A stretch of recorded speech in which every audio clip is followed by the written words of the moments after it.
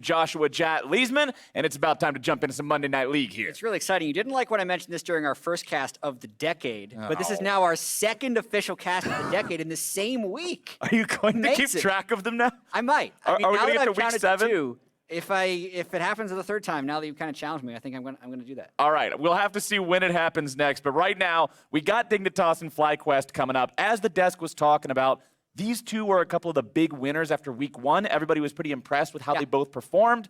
Then Dignitas surprises a lot of people by managing to take down Liquid earlier this week.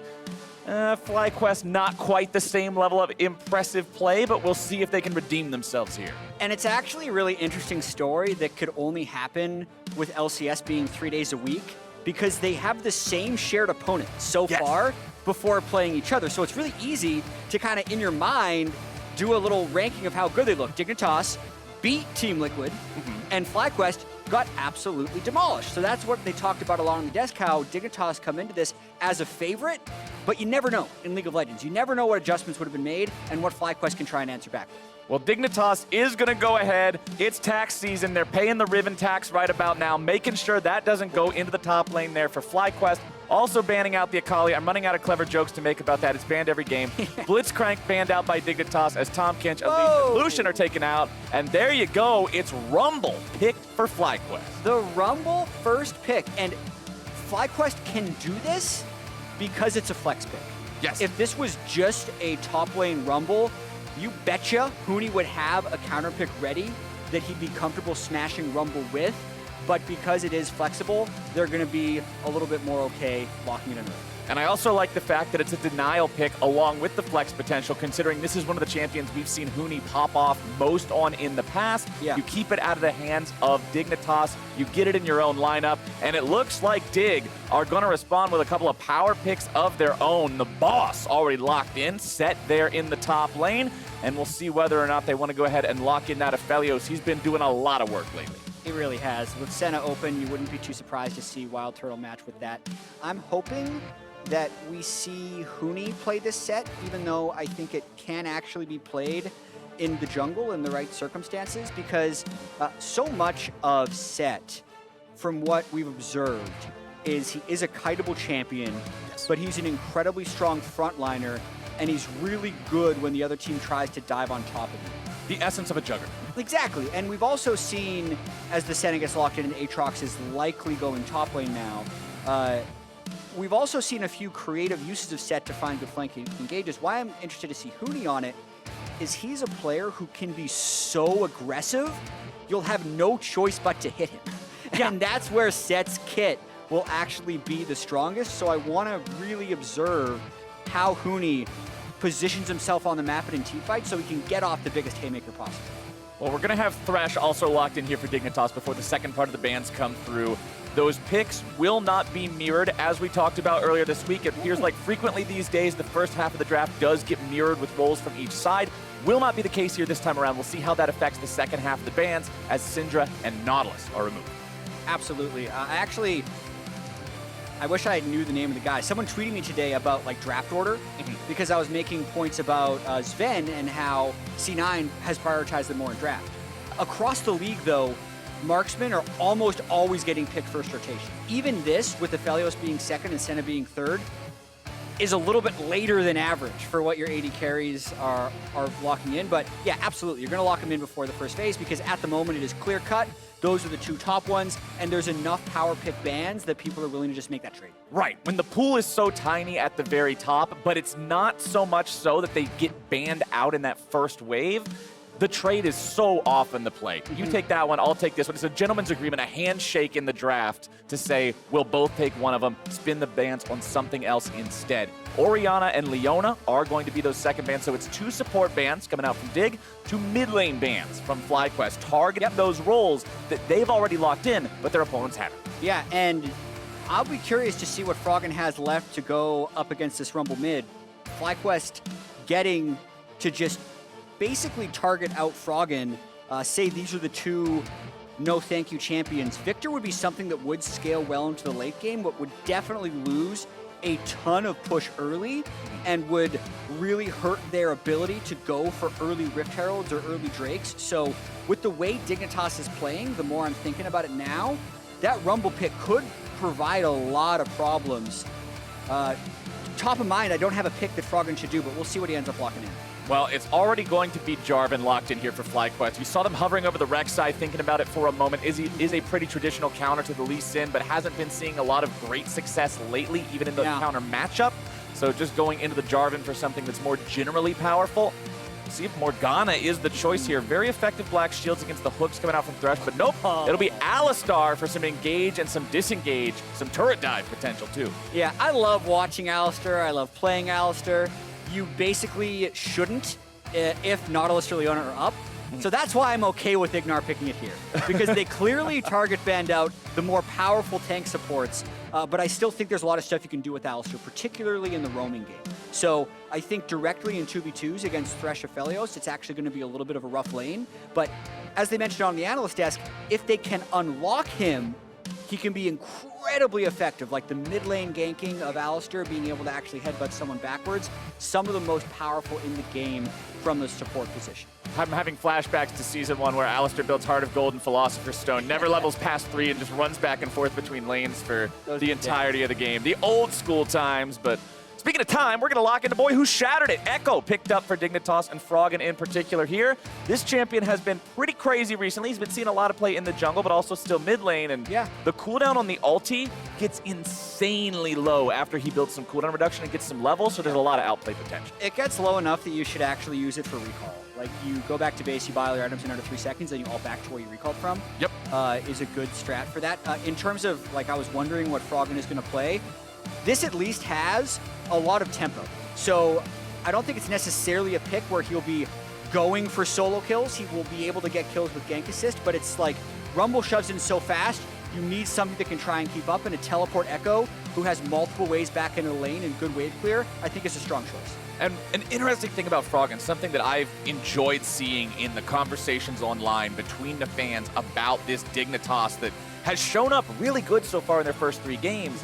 Even the longtime Froggen fans, it seems like the thing they're excited the most about isn't just, hey man, Froggen's popping off. It's Froggen's popping off, and he looks like he's got a team around him in all these other positions for what a lot of people are saying is the first time ever. And that's what's really exciting, is to see what can happen when Froggen isn't the man bearing all the weight on his shoulders. For sure. I mean, Dignitas talked about building this team around Huni. It was Hunitas for a little bit during the offseason, but it is a great opportunity for Froggen this year. While he can still be a star player, he won MasterCard Player of the Week in Week 1. The fact that Huni was actually like the star piece and Froggen can just kind of do his stuff, I think unlocks a lot of potential for him. It just relieves some of that pressure, lets you do you. Have a time of your life there in the mid lane, and we'll see if he can pop off here this time around. We're on to the Rift for FlyQuest versus Dignitas. 2-1 for FlyQuest, 3-0 for Dig. Only one other team in the league, 4-0. At the end of Week 2, and that is Cloud9, who everyone is saying seem to be the standout performer so far, along with Dig. So if Dig wants to keep that up, they need to take this win and keep that record clean. Even just a week and 4/5 into the season. A week and 4/5. That's exactly what it is. I mean, you're correct. We've just never been in a position where we've used that metric before. Looking at the slate of games we have on Monday Night League as they set up kind of defensive lines, the 3-0 Dig going to be undefeated against the 2-1 FlyQuest, and then the marquee COD TSM matchup being the 0-3-1-2. Yeah. Like, who would have thought that was going to happen coming into the year? For me, yes, this is a glass half full take. Don't flame me too much. It actually makes me happy in a sense that I can be very excited for both. We have Dignitas, a team that's been gone for a while, and some players that have been looking for LCS success have the chance to be that 4-0 team, like the new powerhouse team. And then TSM COG is always going to be entertaining for me, regardless of their record, because it is such a storied rivalry. So just kind of setting the stage for Monday Night League as a whole, I can't wait to see both games. And Dig is super fun to follow too, I think, because after last year, after Clutch makes their run and gets to Worlds, and it's announced they're going to be rebranding after, and then we move into the new season, and a lot of the roster changes, and a lot of people were like, is this the right move? The gank. But we'll see if the gank happens here at the top side. Huni Oh, man, he is exploded. Boss ain't doing nothing about that. Oh, man. That was actually a really smart gank from Santorin. If we look at what he ended up doing, Huni, as set, always wants to play aggressive early. And the gank path that you're expecting if bot lane pulls, which Huni knew they would have pulled because WildTurtle and IgNar started with red buff, is you're saying, okay, the time for him to do red buff, blue buff, and Gromp and gank beat level 3 is this. So Huni thinks he has about 25 more seconds, hasn't warded yet, but hey, guess what? He's just gonna kill you. I don't even think he saw the flag until he was dead. Yeah. So just really good path from Santorin. He only lost about 10 to 15 seconds of overall efficiency to make that first blood happen. Let's see if Grig can make something happen here in the mid lane in retaliation. PowerOfEvil does have the HP advantage for now. Grig and Froggen will chase him off to the side. This could quickly turn into a multi-man collapse from Dignitas. PowerOfEvil forced to flash away. Huni flashing after him, but Set doesn't have a stun with the face breaker unless he pulls something else in. Ooh, that was one of those plays from Huni where he's trying to do too much. Like he was a little bit embarrassed that the early game happened, so he tried to make a big play mid. Now he's lost more experience and been down his flash. The wave was pushing against him, so he didn't lose a huge amount of experience, but it still makes him even more vulnerable up in that top lane, now flashless and teleportless. Unforced error. I think so. Yeah. Not something that Huni needed to do, but felt compelled as IgNar finds himself grabbed up here by the death sentence in the bottom side. Lots of CC coming in there, and Johnsun! This kid has been on everybody's radar these first couple of weeks, and he is popping off the Dignitas. That was slick by both Johnsun and Aphromoo, the way they layered CC. I'll go over that during the replay, but awesome to see the synergy of them going for the aggressive plays early on in laning phase as a teleport laner. So not only they got the solo kill against the combat summoner lane. When this game hits 8 minutes, or even just with how much pressure they gain from that, can't say enough. Really well done stuff here from Dig, getting themselves a kill in retaliation for that first blood FlyQuest had. Game's dead even. Froggen warding up the side of the lane here. Just going to be watching out to see if Santorin wants to get involved here in this mid lane. He has gone back to shop, does have the skirmisher Saber. Viper seems to be doing all right here in the top side up against Huni. Again, when you're playing against Set, his mobility is incredibly limited, so you don't have to really feel like he's going to be able to jump on you and just kill him all on his own. You pretty much need to put yourself in a spot where he can make those sorts of moves, unless he gets a big flank like you were talking about. Yeah. But 1v1 in lane, a flank's not normally this good. Yeah, definitely not. I think if Huni doesn't want to die in that lane, he's not gonna. I think he should, and I think the same is pretty true for Viper as well on Aatrox, so kind of expect them to split up, or sorry, split the farm in the lane, and then their impact will ultimately be felt in teamfights. Johnsun will just keep farming up here on the Aphelios. Has the Gravitum. No level 6s online for anybody here across the Rift just yet. But Viper getting the better of Huni in this trade, stepping to the side of the Haymaker. He'll still take damage, but considering he's not in the center line, that means he will reduce it at least to physical instead of true. Viper's a guy where I'm particularly going to be keeping my eyes on because I feel like he had a lot of errors in the game against Team Liquid, trying to ult double if Aphelios, putting himself in a spot where he would just get 1v1. He's up against the champion again. I'm sure he's painfully aware of the lessons that he learned in the game earlier this week, and I really want to see how he plays. Yeah, if Aphelios has the Healy gun and the white gun, you got to stay away from being really melee with them, is one of the lessons. But watching this early lane, so we know the pressure created by Johnsun and Aphromoo is what's actually unlocking Grig to do this 6-minute Ocean Drake right now, and the timing is particularly good for them right now. So notice how Johnsun still has his teleport. This means they can take the Ocean Drake, they can shove in another wave, they can go back to base and run for Rift, and basically, if WildTurtle matches the Rift play, they'll get first dibs on bottom lane. I was talking with Prawley earlier, like, if 8-minute Rift Herald is going to be the meta, then teams should just be taking teleport 80 carries. The fact that Dignitas is the team that's starting to set the 8-minute Rift Herald meta just makes sense that they're also already bringing teleport. Easy to prepare for the strategy that you're molding, that you're crafting, that you're introducing.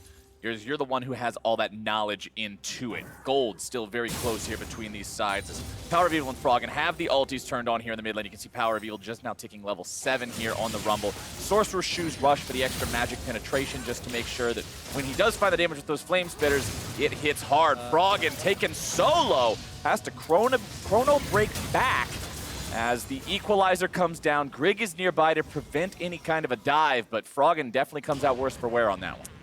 He does, but they got the equalizer, which I think is really important with Rift Herald spawning in 30 seconds. So I want to track here if Johnsun can get this wave shoved out and if Dignitas try and go for Rift Herald play, because the thing that would stop them from going for Rift Herald play would be the fact that they don't want to do a river fight against a Rumble. With equalizer down, I think it becomes a lot more palatable. Huni shoving out that top side as well here. You can see the wave building up, so Viper's going to have to respond to that one. He'll roam down into the river, set up some vision, potentially make way for the rest of the team to show up there. And you can see the On My Way ping coming out from FlyQuest. They recognize this could be the call here from Dignitas. Yeah, so watch the minimap and watch Aphromoo. He just recalled, he's heading towards Rift. IgNar's on the same page, but the interesting thing here is these two 80 carries, one has teleport, one doesn't. So even though IgNar's roaming up, there's going to be a numbers advantage for Dignitas when they get there. Huni trying to scare PowerOfEvil away from this control ward, but there's not a whole lot Set can do about it when there's more players there on the opposing side. Just kind of has to sit there and watch that get taken out. Neither team wanting to commit towards that Rift Herald yet. There's still a lot of housekeeping to do, keeping track of the players from the other side, getting the vision set up, overcommitting to something here, putting yourself where you're vulnerable to your opponent's collapsing could be a nightmare here for either team. But it looks like Dignitas are going to say, okay, we've got the advantage in that TP like you were talking about, let's start it up. Good play by Dignitas, and because there's no equalizer on Rumble yet, they don't really have an answer. Another thing that I actually really liked is that Johnsun hadn't shown. Now that he's shown bottom lane, they're thinking of a fight, but he can just teleport in. The equalizer is ready now, though. Santorin's going to be the target here at the very start. Huni tanking up here in the middle. Showstopper's not going to find a whole lot. He's still got the Haymaker ready to go. Equalizer comes down. Damage going through. Froggen is gone. And Dignitas do not want this fight. Aphromoo down to 100 HP, and Viper's looking to take him out. PowerOfEvil grabs the kill, and Johnsun is alone behind enemy lines. He will not find anything this time, and that's a whole lot of kills for FlyQuest. Woo, stand corrected there where FlyQuest couldn't do anything about it. They waited for the equalizer to come back up, and that was their moment to fight. And even though WildTurtle doesn't have a teleport like Johnsun does to match, he's got that R. He just hit everyone with his Senna Global, and they end up taking the fight convincingly. Let's watch this one more time. So it's like, did think they're pretty safe here, but it looked to me like the teleport from Johnsun was a little bit slow. So they're dumping a lot of damage on Santorin, but they're indecisive of whether or not they want to fight. And then once Grig goes in, they got to bail. Well, back to live here. WildTurtle almost found himself collapsed on there in the mid lane. Did have to use the flash to get away, but importantly, it does get him out. Doesn't end up having to pay for that one with his life. But yeah, not only was Johnson's teleport a little bit slow, but he also had to put it in a spot where he felt safe and he wouldn't be just throwing himself into the maw of the waiting FlyQuest players. Then he had an extra hike down into that Rift Herald pit where the fight was happening, and it just was not there for Dig. And now FlyQuest with a 1,500 gold lead. It's PowerOfEvil and Santorin who are topping the charts in that gold count. Santorin 2-0-2 here on the Jarvan. Cinderhulk completed, stopwatch ready to go. He's in a great spot to start these fights. For sure, and the first pick Rumble is also paying off very well. Look for Santorin to make those aggressive plays around the map, but also really watch where Huni goes because he's the one with the eye. The ideal use of a Rift Herald before 14 minutes is to get about 2.5 plates yourself, then drop the Herald, since the charge does true damage for about half of a turret's overall health bar. That'll give you the first turret, but if they don't make a play beforehand, they're not going to get much use out of the Herald. Second Drake spawning here in 5 seconds as well. FlyQuest have control over that bottom side river for now. Take a look at where all the ultis are. Senna ult not quite ready yet for WildTurtle. PowerOfEvil does have the equalizer. Cataclysm's up and running for Santorin too. Dignitas almost have everything ready to go, but still need a few more seconds on the kick from Grig. Huni will continue shoving up the top side here. Has a very slight CS advantage over his opponent, but honestly nothing to really write home about. This lane is breaking even. Yeah. And I mean, just comparing the power of the mid-level laners right now, an Ignite equalizer, Sorcerer Shoes Rumble versus like a little pistol on an Echo. Magic pistol, man. Magic pistol, the Hextech Revolver. There's no way they can go to River to contest this. So Santorin knows that, doesn't want to waste any time, gets that Mountain Drake locked up, and we got an Infernal Rift. Infernal means more and more damage as the game goes on, and the potential of those extra procs if we get to the point where one of these teams gets Soul. Froggen continually on the back foot up against PowerOfEvil's Rumble, and I like seeing PowerOfEvil on this pick because he's slotted so hard by a lot of people into this control mages only playstyle. Rumble's not a 45-minute control mage. Rumble is an incredible team fighter in the mid game that can really take control over neutral fights and propel your team forward with objective play. And I want to watch PowerOfEvil, now that we're 13 minutes into this game, now that we're going to start getting into more of those big fights, to see if he navigates it right. That's a really good point. And Dig trying to make a play towards the top lane because PoE was bottom lane. Well, they will use Shelly, but they're only going to grab the first couple of plates with it. They will not manage to shave those plates off with their champions first and get more value out of slamming Shelly into the high armor and MR, but hey, money in the pocket, money in the pocket. Grig. Well, Santorin's able to get him in the Cataclysm. Ignite goes down. There comes a WildTurtle ulti, but the damage going to be sidestepped. Grig trying to get out, but it is just hand-wrapped on a silver platter for Viper. Oh man, not many directions he could run away in that one. Really good patience by IgNar and Santorin, who Santorin is the guy who really feels like he's starting to take over this game with his positioning and the way he's initiating these fights, not even having to burn his stopwatch. Just catching Grig in transit there and gift wrapping Viper a kill. I wish I could remember off the top of my head which split it was, but one of the recent splits where it was Team Liquid and Cloud9 and I believe TSM that were our top 3 teams. And when it came down to the all LCS team voting at the end of the split, Santorin was the only player outside of those 3 teams to make an all LCS team. I think that was 2019 Spring. Yeah, I knew it was with one of the past 3 splits. But that is one thing that stands out to me about him as a player, is even if he's on a roster that doesn't particularly stand out to people as a whole, he's the kind of guy that can have those kinds of standout plays as an individual. Yeah, and that was the split where FlyQuest actually made semifinals. So whenever you're talking, hopefully, about FlyQuest, you point back to that split. You say, hey, look what they did with this roster. They were good. You can say Summer was a misstep, but now they've found PowerOfEvil on this team. They've got IgNar as support. Like, let's go do great things as FlyQuest. That's the sell for this team. And I think something that a lot of people don't realize about Santorin is how sacrificial he is willing to be for his team. True team player. He is very much a team player. Sometimes the correct team play is for Santorin to go try and kill everyone, and in those situations he will do that. But in other situations, the correct play is actually he sits in a brush while his mid laner pushes in the final wave. And that's something that'll actually set him behind the game, but he's very, very willing to do. So occasionally, he ends up looking worse than he actually is. That's my opinion on Santorin. It goes back to that conversation where laners always say it's the jungler's fault, but junglers always say, I can't do it if my laners aren't helping me. Santorin's the kind of jungler that is fully willing to forego his own investment for the sake of those laners. He's practically the guy that's on their side saying, yes, it is my job to be here to facilitate you. And so far, it's got him 100% kill participation. It's got him in a really good spot here in this game, and it's got him a Rift Herald here, the second one of the game. See Huni and Viper continuing to trade down here in the bottom lane, but what we said earlier still reigns true. These guys aren't dying unless somebody else gets involved. Yeah, for sure. And you could see Dignitas was hoping to get involved in the bottom lane, but Viper's playing fairly safe, conservative side lane and allowing the team to play through Rumble Jarvan because that's really what they need to get done.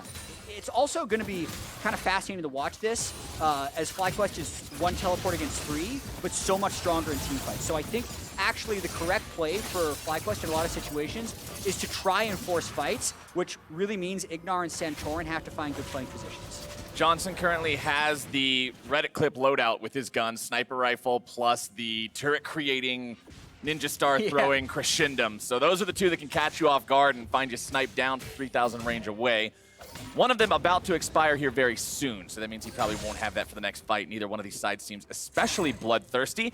But the Drake is spawning in 30 seconds, and the count is tied 1-1. We'll see if that's worth fighting over. Froggen goes for a trade against PowerOfEvil here. Honestly, I feel like so many times we see the first 2 Drakes go to the same team these days. But since they're split up 1-1, it actually takes away the compelling argument of we need to go for this because neither side really feels that close or far away from it. Yeah, it's very true, and I think Dignitas could be in a little bit of a holding pattern. Like, we know Aphromoo is a player who can find a lot of picks, so if they do see WildTurtle, they'll go for him. But like, all FlyQuest wants is for Dignitas to fight them. So like, here's kind of a perfect example of what's happening is PowerOfEvil moved bot lane to lend support to that area, and since Froggen still has his teleport, he's able to get turret damage. So the Drake is whatever. It's 4% attack damage and ability power. It does move them one closer to Soul Point, but that's still 10 minutes away. Both teams ended up doing the correct thing there based on their summoner spells and team comps. And now I want to see where that leads afterwards as FlyQuest is grouped up here in the mid lane. They've summoned up the Rift Herald. They're looking to take down the tier 1. With plates out of the way, it should be very doable. Santorin's going in, looking to make the dive, equalizer down into the pit. There is your dunk bucket, and they're trying to make some Aphromoo soup. It's PowerOfEvil on a killing spree. And the Senna can keep sustaining them after that fight, even though there was an attempted counter-engage by Dignitas. Everyone's near full health again. I mean, they're considering continuing this push. They might go for an inhibitor. So much damage comes out of this FlyQuest team in these mid-game team fights, man. Tier 3 turret, 20% HP left, and FlyQuest is just whittling it away. Huni and Froggen coming in from behind, looking for the flank. Viper's going to be following up here in a moment. Froggen's going to be denied. IgNar doing a good job making sure of that. Huni looking for a big haymaker, but only going to find PowerOfEvil there on the very back end. Huni taken very low, and PowerOfEvil's on a rampage. IgNar barely gets away from Froggen, and it's a 1-0 fight so far for the side of FlyQuest. What else can they get? Not Froggen. Echo so very mobile, gets himself back out of trouble, but things have just gone FlyQuest's way non-stop for the past while now. Yeah, FlyQuest is doing the right thing, and Dignitas is not able to keep up with the response. This is actually a very telling. I'm going to try and get the story in really quick. When you're the team that's behind, I was talking with Crawley earlier, it's really dangerous to be the one pushing sides because the team that's ahead is just going to dive you. So in this situation, Dignitas should not have been defending this turret. They should have been back, especially with the Rift Herald about to charge them. So they're set up for failure here. Then, after they've already had someone die, then they teleport in. So now they're set up in a 4v5 situation and don't actually have the tools to stop the other 5. The way it usually works is the team that's behind is the team that gets caught grouping, and the team that's ahead is the one that wants to play the sides. The weird thing about this game is the team that's ahead doesn't have teleports, and the team that's behind does. So they're still trying to play these sides, and you're seeing how easily FlyQuest can punish it. So again, Dig continue to try this fight, but they really just don't have the tools. Their teleports are down, they don't have flank position. FlyQuest still has 5 people alive, and they just continue to gain more damage. And you saw from Huni's death there, I feel like between that and the attempted flash facebreaker that we saw early on in the mid lane after he died for first blood at level 2, it seems like we're getting some of the classic Huni tilt. Because after he used the haymaker shield, that's not coming up for another 6 seconds. He had 20% HP. He had no business going anywhere but home, and they sent him there in a body bag. Absolutely, and this is the Team Dignitas from behind, which we haven't seen so far this split. They looked very clean in 3-0 when they were ahead, finding aggressive plays. But what is looking like is the case here is when they're not in position to make aggressive plays, they're still going for it, and they're doing it into this very, very powerful Rumble. So do have to credit FlyQuest in this case for kind of just, even without Teleport Rumble, like PoE has controlled this game along with Santorin. Every fight where he has Equalizer up is a fight they're going to win. And they're just going to continue to control these objectives, 1 minute, 20 seconds until that next Infernal. And Rumble's build is pretty much exactly where it would want to be.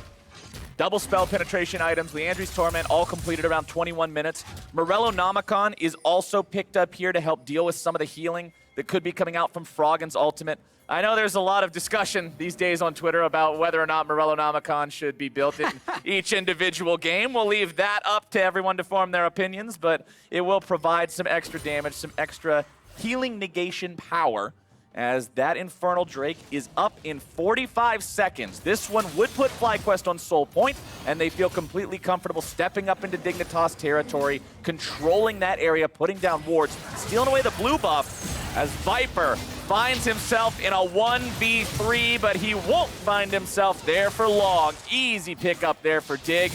Will they be able to put themselves down to the bottom side river in time for the Drake, or do they just say, no, we're not worried, and take the tier 2? I don't know if they even try, because we got a 10-second desync between the Infernal Drake and Viper's timer, so he'd be able to teleport in, and Dig would just get caught in another team fight. For Dignitas to come back in this game, they need to not team fight as much as possible. So it's on FlyQuest to group either around mid or around objectives and win those groupings. Now they're just trying to chase Dignitas up in the top lane. Infernal's actually temporarily forgotten. Froggen doing a good job zoning everybody away. He knows he's on a champion that is incredibly difficult to lock down and actually pick off. He provides an escape route for the rest of his team in the Lee Sin and the Thresh to make sure that they don't get collapsed on by FlyQuest. So Fly won't get any sort of return kill, but they do have control over this bottom side river with Turtle, Santorin, and PowerOfEvil marching down there. This is surely their dream. Yeah, absolutely. Soul check-in, WildTurtle's at 38, so he'll get 40 off of this Dragon because it's going to drop. 40 is a great breakpoint for 80 carry Senna, giving him a little bit of that extra range. At this point, he's going to be, I believe, outranging Aphelios, which is pretty important come later fights. So just continuing to power up. Like, let's see how well they can play around Baron, because there's a real chance that the game stalls out for at least the next 5 minutes. The Senna team is so bad at taking Baron. They've already taken mid lane down to the inhibitor, and Dignitas just needs to not get engaged on while they're exposed mid lane. Exact numbers, 40 is where Senna hits 650 base range, so she's now equal to a Caitlyn, which is also equal to Aphelios with Calibrum, but none of his other guns. Yep, good call. So, although it may still be possible for Johnsun to fight him on equally ranged footing, it will be difficult and very dependent on having that sniper rifle ready to go. You can see in Turtle's inventory, he's got the Duskblade, second Dirk also there, stacking up that lethality, Muramana fully charged. The Senna will be very powerful in this upcoming fight. Stoneplate also done for Santorin. First big item after the jungle item completion. That means he'll be so tanky when he initiates these fights and traps everybody in that Cataclysm. Yeah, it's going to be a very tanky dive if you consider the Alistair, Jarvan, and Aatrox to go in. And if in a game like this where one team has a moderate edge over the other, a lot of times they'll say, like, what does the losing team need to do to come back? Right. Like, if Dig comes back in this game, a lot of it would be a Johnsun carry. Once he gets Runans, there's enough melee divers that he would have the potential to carry a fight, since those melee divers are not extremely high in damage. So that's going to be the tricky thing to see if Dignitas can stall out until he hits those items. You heard him, Dignitas fans. Keep your eyes on Johnsun, as Froggen will use the chrono break here on the top side, looking to buy himself a little bit of extra time, but the equalizer comes down. Stasis goes through, and PowerOfEvil is unstoppable. With Grig out of the way, Huni's trying to find one in return. He gets a shutdown. His own stopwatch going to be used here now. Aphromoo with the lantern to bring him to safety. Death Sentence finds its way onto PoE. A nice haymaker going to follow that one up. Johnsun is now caught out, and there is no way to do the damage when you're dead like that. Froggen TP's back in, but it's not in time to do much of anything. FlyQuest take the fight. Oh man, Johnsun die fast right there. Viper just absolutely obliterated him at the end of that fight. The silver lining is the fact that Dignitas got a shutdown kill, but that's the type of stuff FlyQuest wants to have happen. They got a 5v5 fight around an objective. They were able to get a lot of equalizer damage down, win the fight, extend their goal. That was also the stopwatches from both Froggen and Huni, so you won't see another one of those from Huni throughout the game. Froggen needed to upgrade to Zonius to get another. Let's take another look at how it started. Yeah, this all started with Aatrox in the bottom lane as well, so FlyQuest ends up teleporting into this. Froggen does get a lot of damage down, but I think the Stoneplate definitely baits Grig pretty hard into thinking it's going to be a quick kill on Santorin. And even though Huni can finish off the kill with the Haymaker, by that point, like, look at the actual position of the fight. IgNar gets Johnson's flash early. Froggen's out of the fight. Like, where is their damage actually going to come from as Johnsun tries to step up? Viper just obliterates him because there's nothing to peel for Johnsun in that scenario. FlyQuest continuing to maintain their lead here, 4,000 gold up. And with that 4,000 gold, they command enough of a lead. The Dignitas must be very respectful here in about 70 seconds when that Drake spawns. You have to choose. Do you fight a mid-game team fighting comp in the middle of the game at a team fight objective, or do you surrender the Infernal Soul, which could just be that amount of damage they need to always be able to blow Aphelios up? It's one of those scenarios with no good answer, which is always tough to realize when you're the team. So, I mean, Dignitas is going to go for a fight because they saw Rumble pop with no TP, but it didn't work. Froggen did not get the execution. Froggen does have the Zhonya's Hourglass, uses it to buy himself enough time to allow Aphromoo to provide the escape, but now Johnsun's jumped on. There is no way out. FlyQuest have already found one, and it's the most valuable target on Dignitas. Looking to find even more as they chase after Aphromoo.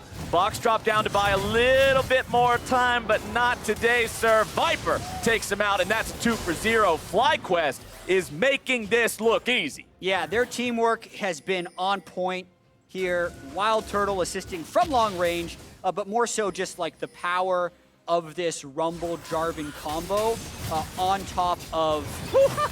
Okay. To see that one, that was... Well, I kind of like to see it, but we didn't have to. I'm sure we will. Yeah, we know the story. Grig got hit, he died. There we go. He went poof. And now the Infernal Drake's gonna do the same thing, and with Infernal Soul now in their loadout as well, FlyQuest is scarier than ever. This team now has all the tankiness, all the damage, all the lead. This game is theirs to lose. Yeah, Infernal Soul, that never goes away. Baron's still there. And again, Dignitas has fallen behind with a 1-3-1 composition, so they have very limited options. Not that they're playing this one perfect by any means, but FlyQuest is playing so well as a team. Like, Stoneplate Jarvan just initiating without regard for his own life, because he knows he's completely fine.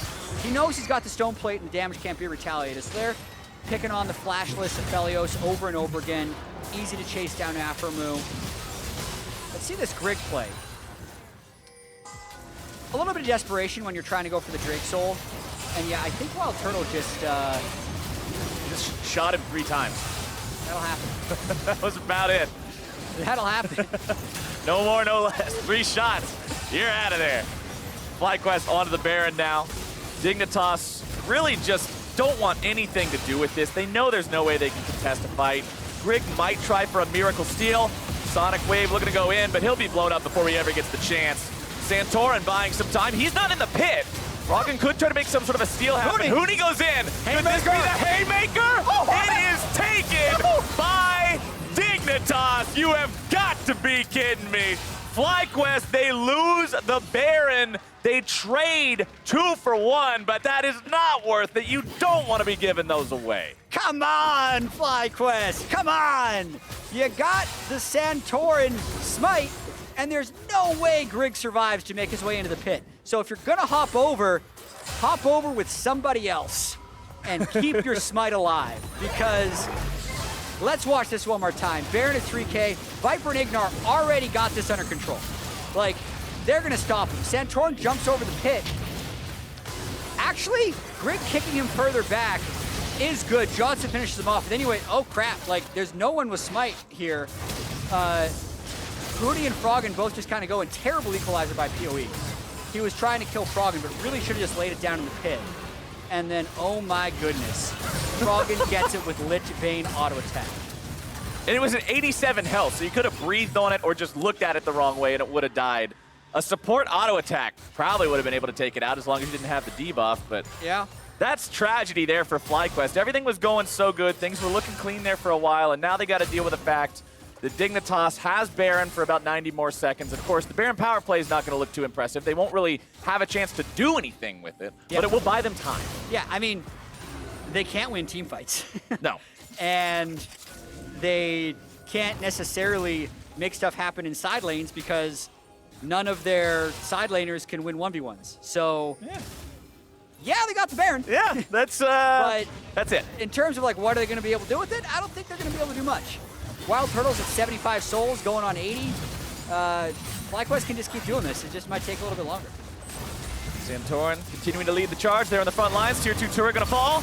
Huni trying to run at FlyQuest, but as they kite back, it's very difficult for Set to make a lot happen. Froggen dealing with IgNar off to the side. Oh, Santorin also going to be keeping them away as Aphromoo melts away. The Guardian Angel going to proc there.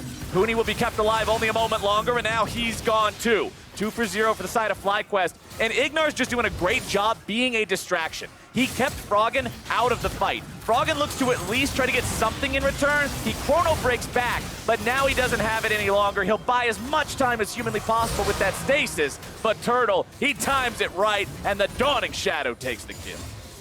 Did you see that equalizer damage on the top of the screen? It's a bunch. With Infernal Soul? Good Lord, that was... It basically just one-shot 2 people on Dignitas as PoE went in there with all of his Magic Pen and his Infernal Soul. Whoa. We mentioned Dig couldn't win team fights. They tried anyway. This is probably the final push. I'd rather see them try than just go down sitting next to their fountain watching the entire base evaporate, but when you're this far behind, it's so difficult to make it happen. There's your damage. PowerOfEvil, legendary, just popping off this game. 9-0 and 4. Huni trying to frontline, trying to just give a moment's rest to Dignitas, but instead he'll give them yet another kill over to the side of FlyQuest. Plant some trees, baby. That one's for nature. FlyQuest, take Dig down. And there is no reason to do anything but smile right now for FlyQuest because that was such a good bounce-back game for them. We mentioned this week, both FlyQuest and Dig came in at 2-0 and had a shared opponent in Team Liquid. The fact that FlyQuest lost that game so handily and Dignitas had that very close win, everyone, you wouldn't find a soul that would say FlyQuest should be favored in this game over Dignitas. No. But they showed up on the day. The Rumble first pick, while a little bit peculiar, worked out great because they got to the Phase 2 bans and Froggen didn't have a great answer for it. They won that first Rift Herald fight, and then their teamwork just reigned supreme. Dig just kept trying comeback play after comeback play after comeback play, and FlyQuest just kept kind of batting them away. So now they're both 3-1. That's a great bounce back for FlyQuest. Yeah, I feel like these teams are very close together once again. After the games earlier this week, like you said, the Liquid being the example, FlyQuest looked really bad. But now, today, Dignitas looked really bad in that game. So they've each had 3 really solid games, one that wasn't exactly how they wanted it to go, but it's still promising for the 2 teams as a whole. And FlyQuest, to be able to have that